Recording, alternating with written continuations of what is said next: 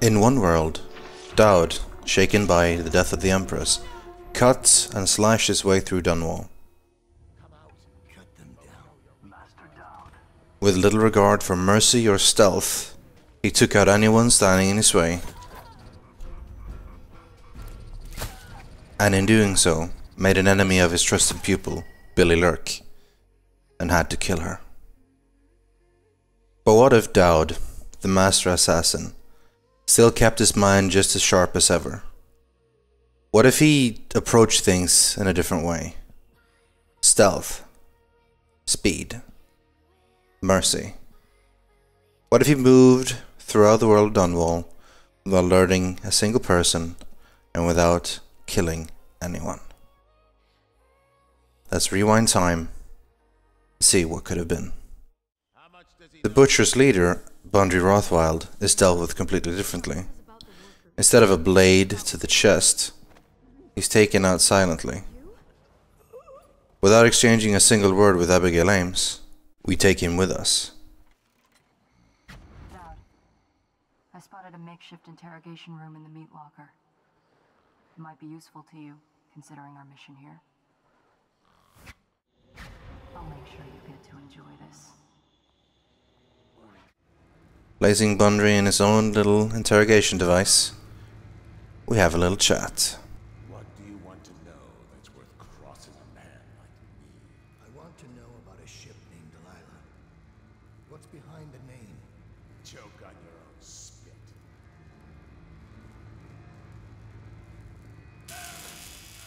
Who is Delilah? Ha! Think I'll give up a friend at the first tickle? That's the kind of thing I pay your sister for down at the Golden Cat. We'll feed you through your own factory.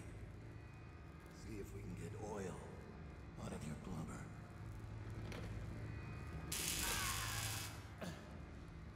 You know your work, I'll give you that.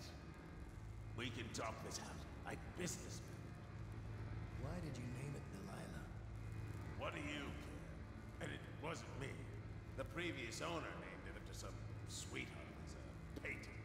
Piss off!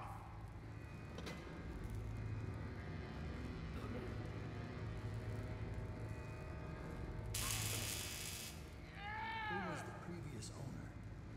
Barrister Timsh, all right? He told me the story. Delilah was a woman he knew. Grew up working in Dunwall Tower. Got kicked out, became a painter. Funny airs, like proud. She caught his eye, but it was worse than that. He couldn't think of anything else, just her.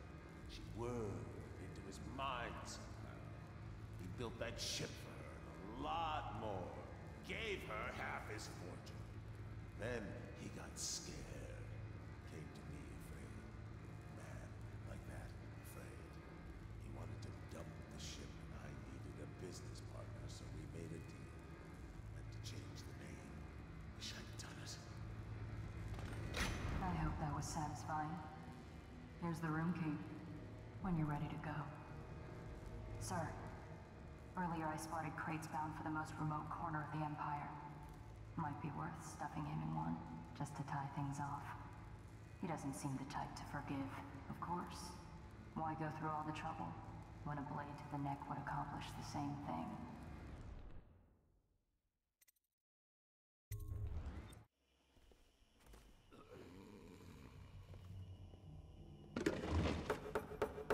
And while Daud is a merciful man, he's not exactly a kind man. Shipping Rothwell out of the country in a crate neutralizes him and deals with the strike at the factory in a way a little less extreme than blowing the entire thing up.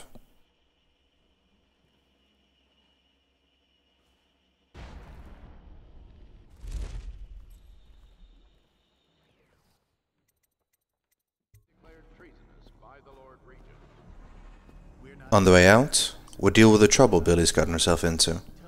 3 overseers, a music device. No match for Daud.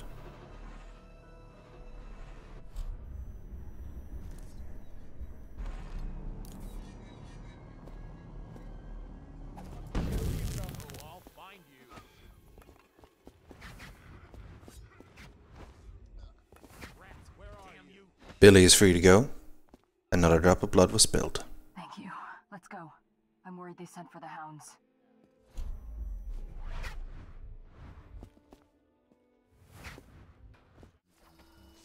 I'm still trying to figure out why you let the Empress's bodyguard go. And now Rothwild's snug in a box. What's got into you? In and out, like a ghost. With Daud taking a more merciful path, Billy follows. That was gentle. He'll snore for an hour.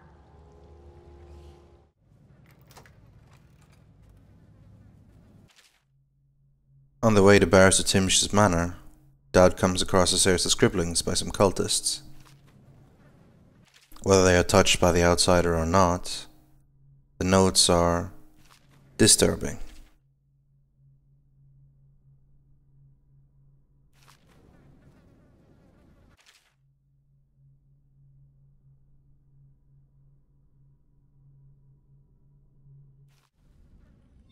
The conversation with the outsiders takes a slightly different turn. What does he smell like? Rotting flesh? Wild flowers? Does he ask you questions? I wonder when he'll speak to me. Here's one last As he comments on the path Daud is taking. The barrister was a champion at finding his enemy's weak points, but he didn't see Delilah as a threat until it was too late. No one's watching Delilah now except you. And me, of course. I see everything. I see forever. And right now, I see a man walking a tightrope over a sea of blood and filth. The Empress is dead, and the water's rising. You've got Rothwild packed into a crate, bound for the frozen north, Daud. Surprisingly clean work for a man with so much blood on his hands. Did the Empress change you? Or do you think this will help you dodge what's coming? You'd better hurry. You're running out of rope. When infiltrating the estate slowly and carefully, you found out just a little bit more about what kind of a person Barrister Timsh is. Don't make me describe what's happening. Thank you for coming, Melissa. It's been a hard week, and I get so terribly depressed sometimes. But you always make me smile, even in spite of everything. Thank you, sir. I try. And how is your mother? Or do you mean the situation in the city? I'm not sure I quite understand what I'm doing here. Just listening. Things have been hard. The Lord Regent depends on me to help control the spread of the plague. These aren't easy decisions. This document I carry granting me legal immunity isn't a blessing. It's a burden. Carries so much responsibility. We all depend on you, sir. There you go again, making me smile. I have an idea. Why don't you stay at the house tonight? I'll be working late, and there's more than enough room in my chambers for a delicate creature like you. Oh, no, sir. I wouldn't want to impose. Oh, it's no bother. We can share a bottle and pass the dreary hours together. I couldn't. My husband will be waiting. It's only just occurred to me. The late coach isn't running tonight. It's not my fault. It's the Regent. He said to keep it standing by, just in case I'm needed. But, sir, I live out past the old walls. That's why I needed it. I know. That's why I'm concerned. The plague's headed west this past week. I've heard of weepers on Market Street, even on Finfic Lane. I'd hate to think of you making that walk alone, but you know best, I suppose. We all make our decisions. Yes, that's true. Sir, I think it would be my pleasure to stay with you tonight. Good. Then it's settled. I think I'll start the evening with a bath. Until then, feel free to relax. You're off duty for now. Yes, sir. I'll just relax. Have a drink, maybe. It could be a long night.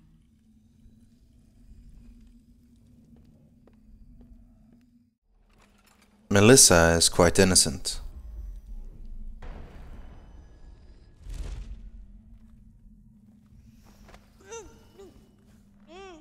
So we let her take a short nap. The barrister we have different plans for.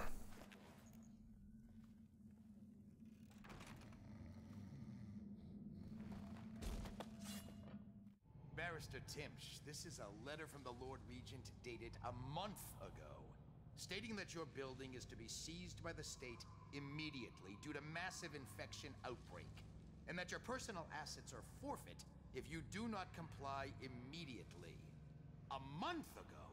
Are you showing me this to try to convince me that you're above the law? What? Let me see that. This isn't possible. Barrister, I am afraid I am going to have to take you into custody. And if I or any of my men contract the plague because of this visit, I'll see that your head rolls. No. This isn't the right document. This... Get him out of here before he starts bleeding from the eyes. And secure this court. It's under quarantine. Yes, sir.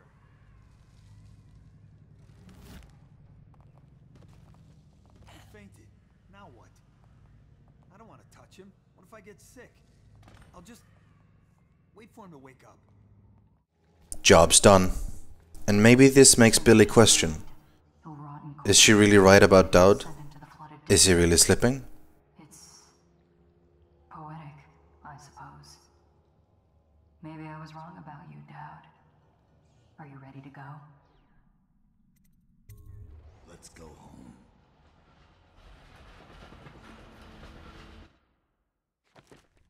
Sometimes a master assassin doesn't need to kill anyone to do his job. Back in the flooded district, Billy is with us from the start. Daud, we've been attacked. Overseers are tearing the place apart. Looking for you. They're holding our remaining men, and their leader is in your chambers as we speak. If we take him out and free our men, we can still drive the Overseers back. I want to know how the bastards found us in the first place.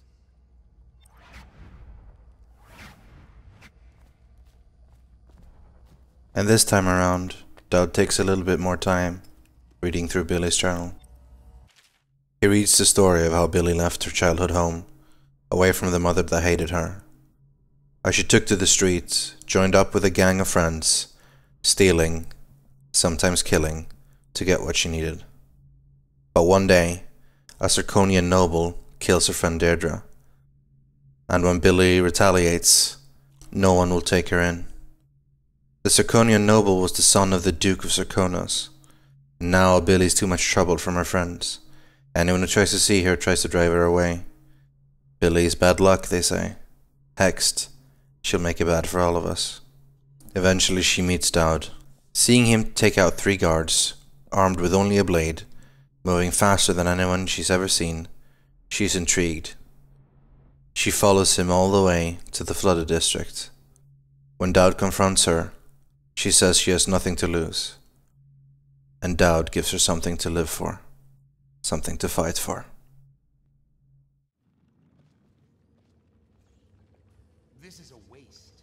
These ones never talk. We quickly and efficiently free our captured assassin brothers.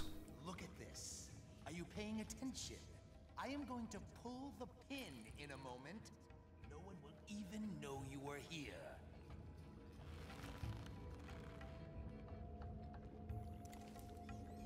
Just tell us where Daud's gone. If he's so great, I'm sure he'll kill us when we find him, so why not?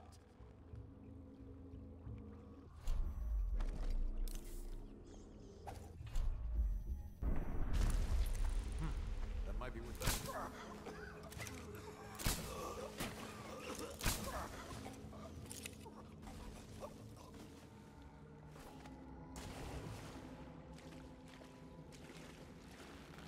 I'll survive. I'll await your signal.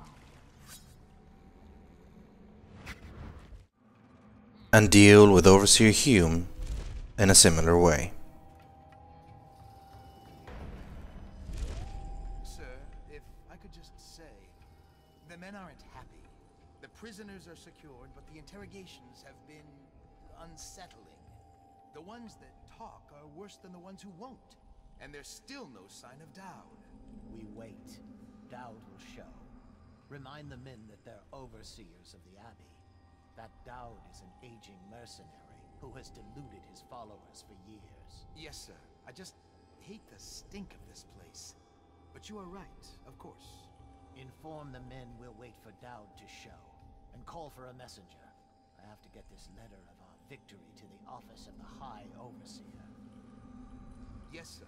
And congratulations on your victory. Could the city get any worse?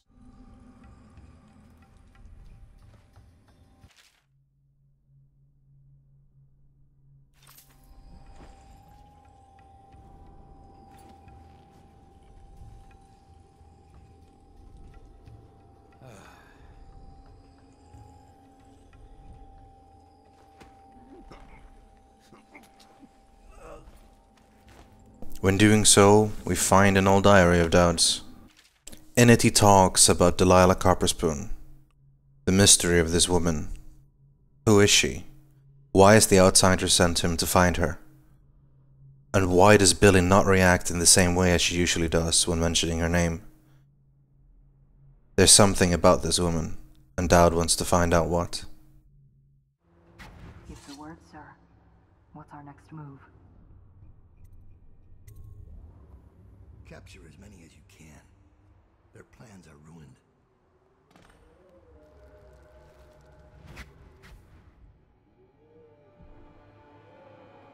And so, when we come to Endgame, there's no betrayal.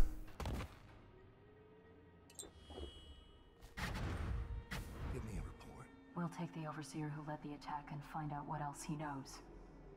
As soon as he's conscious. It seems the Overseers are marching into the flooded district, planning a massive assault against us. This Overseer Hume went against orders and attacked early. Our men, the ones you freed, were able to rout the remaining zealots. This place belongs to us again. How did the cursed Overseers find us? It's my fault. I told Delilah where we were hidden. She wanted me to turn on you. You did this. But I can't go through with it. Stupid child. All you had to do was cut his throat. He deserves better. I was an idiot to listen to you. So that's your choice, then. Daud. Her betrayal would have been the sweetest. But either way, the Brigmore witches will be your end. You should have forgotten my name the day you heard it. I think it was always understood between us that I'd see my moment and take your place. I moved too early. You weren't weak, like I thought. I'm only sorry I didn't pick a better ally. Delilah made contact with the Overseers. I thought, between the three of us, we'd have you dead to rights. We can blame the Zealots for that. Overseer Hume was too quick to move. My life is yours now. Kill me, or let me live. If it even matters to you. Touching and pathetic. If I see either of you again, I'll tear out your stone-cold hearts and walk in your skin.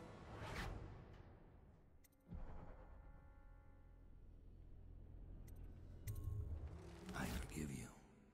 Get out of here. Leave the city. Leave my sight, Billy. I give you your life.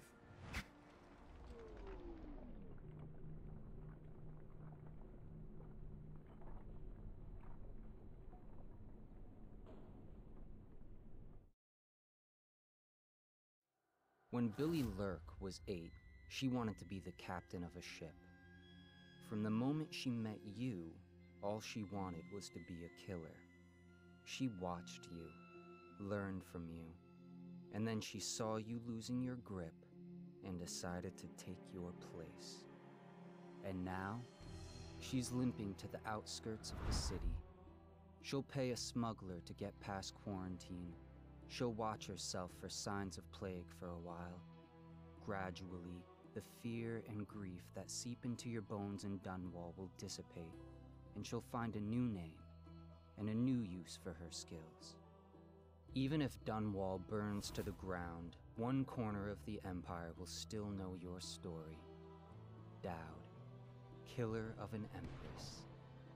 Daud, who spared his betrayer's life. And when the first half of the journey takes its end, our hands remain clean. As an expansion, Knife of Dunwall feels incomplete. Which is not that strange considering the second part, The Witches of Brigmore, will be coming out and finishing the story eventually. It can feel pretty short, especially if you rush through it. If you don't bother taking it slow, stealthy, and not killing anyone. I think more so than the original game, this is one that is more rewarded by playing it stealthily. As for the story, you didn't find out too much. The slight interplay between Daud and Billy Lurk was limited, and honestly you never really got to care much about Billy in the first place. If you took the time to read her journal and a little bit more, but otherwise she was just some assassin. Daud himself didn't really get that well developed. But, as I said, this is only half of the story. Gameplay-wise, it's good. It's a decent expansion. But it doesn't quite touch the original game. Corvo is a more interesting character despite never speaking a word. And the people you meet and interact with, like Emily, Callista, even Havelock or Piero, are miles more interesting than Billy Lurk. In the end, I don't regret playing this. It was fun, but playing the standalone game on its own is all you really need to get all the entertainment of Dishonored. Thank you all for watching Knife of Dunwall, and I'll see you all for Witches of Brigmore. Until next time, goodbye.